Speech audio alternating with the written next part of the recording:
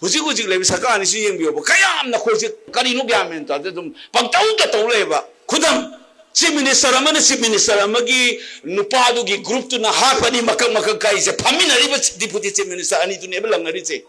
chibu yari ba warai mi lenga iba deputy CM amana deputy CM amadu gi nupa du gi group na ha pani hai na tro se hai na dai na akhoi tau si kari no ba du di mi su masak su ta he police su logre ha du ga um pick up tau dun le kari no ba se akhoi tau ris kadai da gi lu cha na ri ge mi si da Sigi Queen Sidang Asagi, I coin a vote in Doribo means Karama Ming Nova Coina. I coin a Kandebo Kanzakarino. Sarkar Pahidi Bamoyani the deputy CM, then the deputy CM and the Maran Sirini. Prazana Sina Harpen, Haraga, suspect when a rope pick up out and a laying a mim. Karino Bacoina saying is this. I call Sibu, so I don't know you, but Akoy Anu Leda. Oak was a galley Dinakoya. Samban na khazal laga ok mayam charga achapo langba nganu langdaina moi do si manipur blockade ho se moi khangam gajam thaibiu ok singduga nganu singduga moi gyan taram gadra ba chigi deputy CM amnes mai maranchi mi makak bakak e ye chari du su moi da mai pisan graba no orak tuna nin han tore rai do numi ni do mapan go thon da ge mamit to khumjan amam do sak lang ma kan ke nom pizare sam pizare do kai ba mi do pizare re su ga men ta de ne o ba orak tane pukhalai do ji hai ba pot mayam se O kon de lebo o akhoi gi si ok lebo sai de yeng bi nganu lebo da moi gi nganu mayam do ok mayam do gyan taram ga dai mesibo akhoi di ok nganu wakti de nati de na mi ni de na khoi dia sis ko bom thok ta ba mi khoi da soi de na sidi ya de na se akhoi mayam khan mi na bom thok ta hai bi ne thok ta bra ba si wai na hai si bu la la bra ba adu ha sauri chau bu chang men de Liam Basada, Tap Nang, Ain with the Indian Express interview to Palmer International Conference, Mapanang, they kiss Saburoi, Inam Namchirak and the frustrations from Hagale. Tauri Sikarino,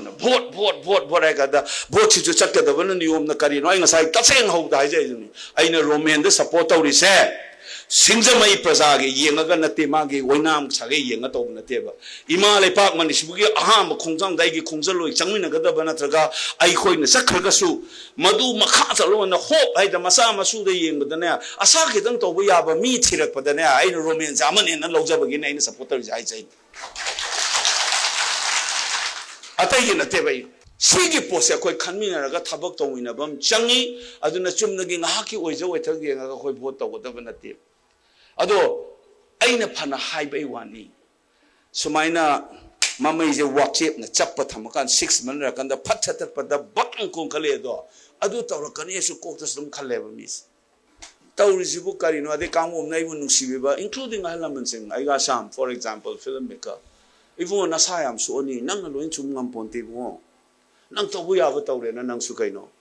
Karapotau, meditation to. Pagan can nang no to one but they won't. Queen the Lainale of near Hoi, Sini. I wouldn't see the elements in the higher. Now come home, Tamoto is saying so slow. I think he levels I call him to consumer. I assign Nupigi a home, Mamma, Udavayaro, Pakcha, Luciano, Madu Kanga Cantana. Nupi or get a nupa, Maram dam Mafuru Nushi, I said, Loy Yawni. I could the Gyantan, Mum Changi, I could a queen lady, Tibum, Pagi in a table, say, nowhere in India, Valley Parks, and the Pitivi, the position to talk about. Constitution lay in a Chananda with the laying of many blatantly. See if deputy CM Anigi conflict, no other Nimitava Nupi Kambu, Mamuk, the couple of Ribos. Was it Gary Tobu that the way escort the Gikari, de Loy Yarong and Yanning Rumia? CM, Deputy CM, Home Minister, Shah, how Tarangani, Table Pazaba Tarangani, Pasaka, the Wari Sarangani, listen the Saramoy. Karurgi Wari Tarangani, security Sipai, is police mine when the Damam Putalangani. Towning with this way, Piraga Tabaga Hafko, Calversona, Kanis Kapaga, Sida is a Mapuro, Makatale, this is the Kapada, Kumpactuma Warga, Lehuri Besa. Muy just Changam no man, brava. Moi the Changi in a Monjala, because Akoi the Sang the Dabaneva say.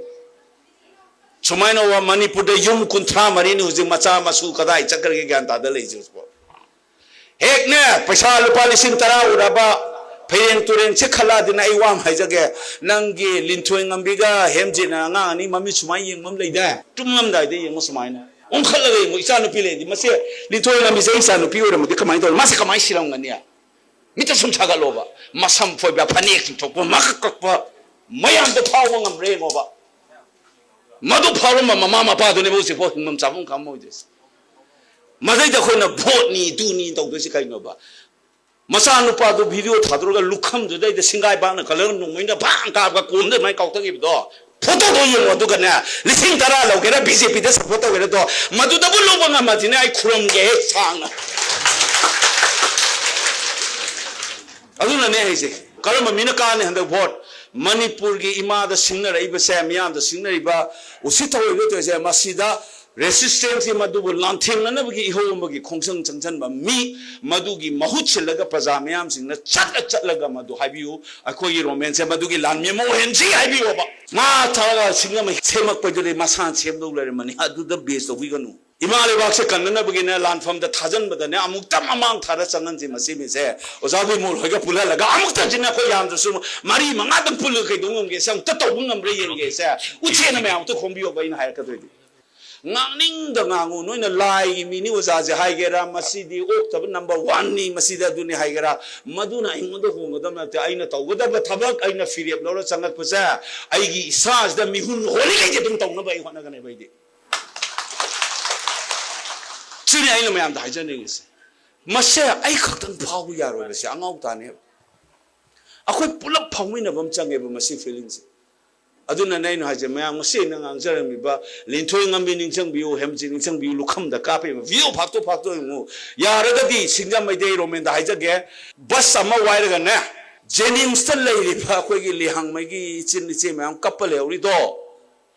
ngahak tam chakmina kabo ngahak te supi ra ga lafoi ta singja mai gi nupi te mama hayeng challe ayo ba ayamu na jabala ke ba dui nupi kangbu do singja mai gi ayo amuk se sapiru so ba anak kharbane ba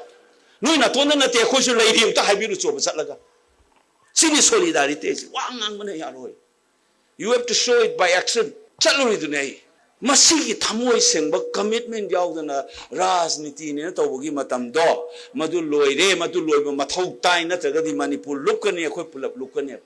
aduna hanaki election la ka zainu jai ja khoi yo wakhalon je kitang hongdo pama dakar oi adu ai ngasai hau dai je ni pangki da ki dana cm ni ngi sa khoi ngangkhum de de sigi revolution gi struggle je haura ba khoi raul ji na ji resistance movement ji wakhal lak de ne cm oi gera governor oi gera prime minister oi gera paisa pai gera kai mathau tar oi ba ai gi thabak to tawrakane ba maduni revolutionary work hais kaim khaloi ai gi strength ni achuk chawrba british samurai ju daidabu maichi ba pirga ningtam ngamaroina khalama bu india ji bu maning tamam gadro angta habiu ne numit tadre haiba british ki samraju gi mayukta lan haudu dana kai kana dono kai de india na independent phangdoino na khalama ba india ibele pak se ngasi independent warang gadra ba madu da namna changchan ba duni manipur oiro yaroi habira kanu ai khoi ni disease di laina nari de khoini laina masak khangje isada nari be laina je kaino khangji madu sum thongna bagi lambi nai nga sa haijari je khoi leader na so haire handak ki vote sidi ihawama resistance ki movement amagi saruk oina sangjan gadabani madu gi maru oiba naha oiba inform oiba committed oiba public service to ne khanba mi loina ma perfect oi jaga su madu ngamgadaba nupani haina khangadabane ba khoi romance adu da vote khonggadabane ba dumai aduga singamai sembai judi araiba thabami lurisdi ai ngasai haise kangla tombi lanba ngamde se singamai praja su yauri ni natro more chatpa ngamde sibu akhoi yaudra braimi adudi kaidobogi akhoi sigi khaba oinam kolup singamai na kaido khandoino koina thengnaiba lanpham je kaino mukhangmam changba man oido se mla kawi aduna mana mai masagi mayum semjaba constituency semjaba judi magi mathawni adudi taw hairu be mathau ta banate luri di imale pakyo ne taw nang yawam bre dune mi gi khala haiba hor abne ba aina aroi bu lukhrabi oijage aise don hanju liang mai nupi ma kappe ba ingonda panglong pale ba cha manai mang phama ma du chamar haiga le ba aingonda huji thoi se mingonda amukta thoala nu za nang la ina tharak ni hairi ni liang mai nupi na record le Chigi wakalonjini nupi da ngamdrana mai nupasi raba kak alai do adugi penda budugi marak tu da manga ngai ne bengon dan haleng mai nupi duna chap mana bene promoting ngang hidu bengon aina roi belu khabi o jargi haidai ne sisu aingon da thoi se amuk ta atopam da thok na bung ta sinbi o haidai ne ba अदुगी वाखलोंदुना लिसिंग तरा लौगिद्राय में सिगी वाखलोंसे कोई चुमथोकम संगे नत्रगदी मैमने ओजाबी मोल जमाइन Hague हाइजे तो कल figure यारोय democracy दे ओजाबी मोल line उराबा इराबोट के सायोने काय मयाम की विस्की वानी अइना ना इलीगल इमिग्रेंट पंदे अतु पंदे अता पंदे ना एनआरसी की वा मदुक चुमना ngai फेरिंग तुरिंग हेक तौरा इंग एदगी था अमा मखाई फाद्रिंग एदनी तांग कुमंगा जून 2024 दा इन वासक लौरे जुलाई अगस्त की तांग तरे था अमा मखाई बो फाद्रि बैनी एमपी होइबा यूट्यूब तसु लैरि दुबु ओइदब तुम चही अमानी दो अइंगोंदा दुम टेलीविजन द सुंगांग मीटिंग द सुंगांग तोंगा मिनी बिमोलना इलीगल इमिग्रेंट पंदेना on the floor of the house Lok Sabha की फ्लोर दुदा अइना अंग्राजिनी तबुबुदी ngangi do foreign elements and illegal immigrants along with the divisive forces in the state has created havoc in my state mitok ka namfu da changjalak miran chamayam ga tokhai taning ba manipur gi khaibung taning ba kangbu ga manar ga manipur se kangkhong sa hele naina hai ba ko aduna foreigner na kanana tu no hai ba ma khandok pa mathau tai se august ki tang 2024 था अनी फाद्रिंग की ममांग the लोक सभा the ngangi मनुपा से television द Bimol illegal immigrant पंदे पंदे अदु पंदे टिंग टोंग पांग पोंग ने हुजि फोदम तौरनि अई हाइनि बुंगो सिदा निंग सिदा जौ नोइना अकाम पेट nganगेरा अइना तौगद लेपंग हमरम ते येगे बनो अइना तौगेना चंग प थबक से नरिल ले दम ते लेफल ओबा नोने सिदा गेरा प्रेस कॉन्फ्रेंस तौगेरा अइंगोन द फिजिकल थ्रेट तौगेरा तौनिंग मत तौ अइनो सि फोंगांग बुंगोय थिंगम गे देना रिकॉर्डल हेवरमने 18 लोक सभा के हयंग वॉल्यूम पुथोरक मतमदा अइना फ्लोर द करी nangame से लोइन लियाव ले दमनी स्टैंडिंग कमिटी दा अइना मणिपुर की करी इलममी नेशनल मीडिया दा अइना करी हायरमे से मोय आइचिन main गमब्रो वाथि ngang ba khakta ningoy ngam do ba sigi commitment jaw ba mi thibiu kendra khuding makta madu tawrak kado ba mi gi manung da अइना खुद थेक पदा याव दा Oinam Romen from Singjam is one of them aduna mayam da अइना मागी अमुत खोंबी खोम मतमदना सिंगमई खत खोंबी गनो हाइजे इमा लेपा के लांथेंग चंगबदा ngamgadaw मीनी मसिगी मी से हाइना हाइरगा तौबियो थबक अदु कांददने अखोइन अहोंग बोरा कदोइस मदुदति नंग सीएम होइगेरा अम्मा होइगेरा मतोम त तारो अदु मदुगी हेग मोतु द चंगबदना सिंगजमैदा कयाम तोइना आई लाखी यंग आई वोट खोंब vote मनुंगदस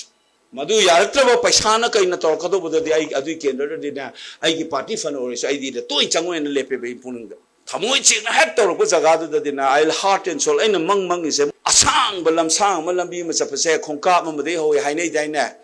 one step begins the journey हाइदना